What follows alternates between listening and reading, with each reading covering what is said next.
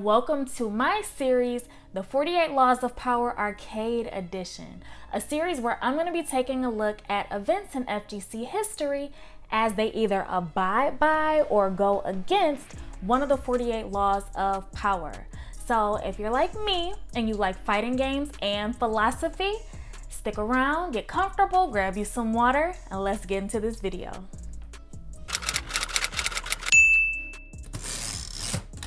Law number 22, use the surrender tactic. Transform weakness into power. Now, if you haven't read the book, the example that Robert uses to demonstrate law number 22 is with the story of Voltaire. Voltaire was a controversial French writer who lived in the 18th century.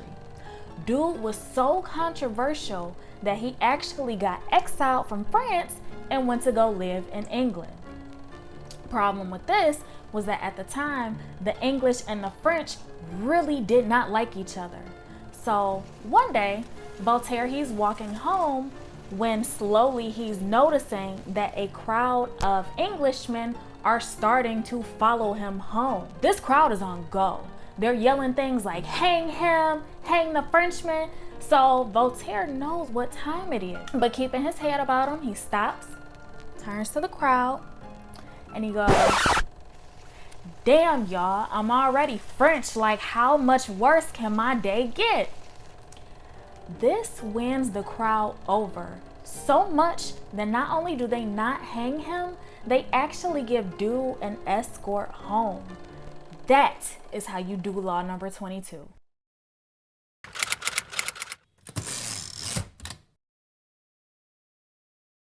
Now this one is so funny to me because I was actually there when this happened. Like, oh my God. But yes, the story that we're going to be taking a look at today is the infamous tale of Crying Brian. Let me set the scene for you. The year is 2012, located in Detroit, Michigan at an anime convention named Youmacon.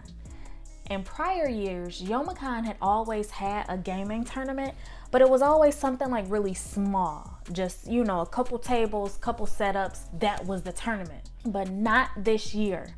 Sponsors had gotten involved to make this like a huge production. So for the first time ever, the tournament has its own separate space. There are like multiple stages, professional lighting is being streamed.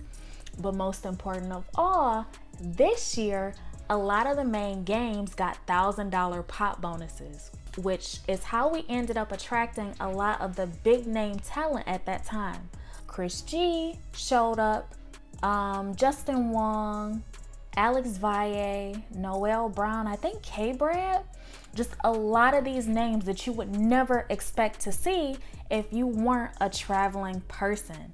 And it was this kind of cauldron of events that would lead to what later happened.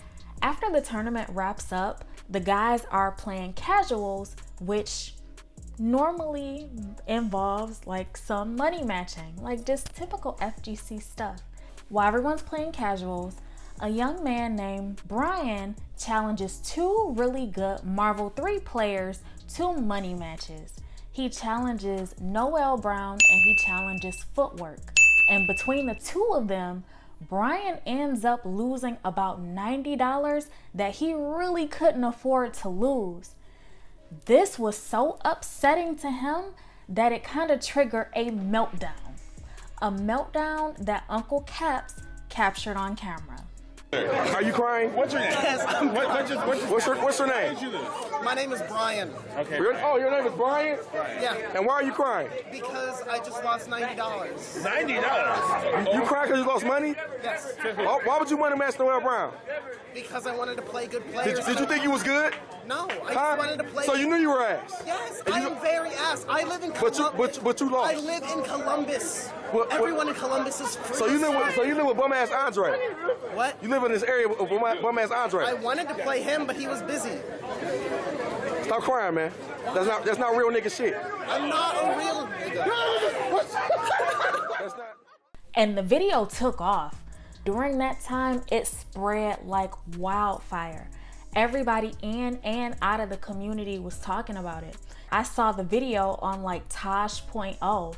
It had even made it to World Star Hip Hop, where it ended up averaging about like 500,000 views. And it kicked off a number of conversations about bullying, about like grassroots culture. Some people just thought it was funny, but at the root of all this controversy is Brian. Like, could you really imagine being him at that time? Everybody's talking about you. What do you do? Where do you go from there? You get good. And that's exactly what Brian did. He hit the hyperbolic time chamber. He grinded out the game. He even got a new haircut. And by the time he re-emerged, he was a whole new man. He went from crying Brian to Abic. And Abic went on an absolute tear. He started taking top 8s. He even went back and actually won Youmacon. But most notably, he went and defeated the 2 players who were the catalyst for that embarrassing video. Abic didn't just demand his respect from a community that had made him a laughing stock. He had earned it. Abic exemplified law number 22.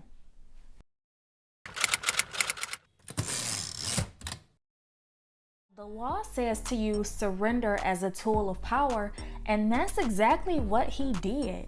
Like, you tell a crowd like that I'm not a real nigga, like, you don't, so that's the most you ever go surrender in life. Ain't no more surrendering than that. But because he essentially disarmed his opponents, he really stopped the situation from getting worse than what it could have.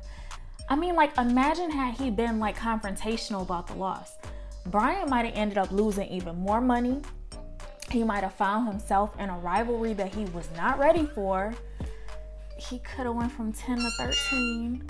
But because he bowed out gracefully, he was able to improve at his own pace. Like, he was able to take his time, learn the game, study his opponents. And I mean, nobody was really checking for him. So he really got to do all this in peace with no pressure, and it paid off for him big time. Abic rocked that law, and to his credit, he seems like a really nice guy. After winning Youmacon 2017, he gave the following quote: "It is somewhat poetic, I have to admit, but if I'm a hero, that means my opponents in the Detroit scene would be the villains, right? That's not the kind of narrative I want the community to see in this. The truth is, I've held no ill will toward anyone involved in the creation or spread of the video 5 years ago. This was just another fun evening at a convention for me." Super unbothered. You gotta love it. So that's it. Let me know what you thought about the video. And I love talking about stories like these. So if you have any FGC stories that follow any of the 48 laws, drop them in the comments and let's talk about them. Thanks for hanging out with me. Stay hydrated and peace out.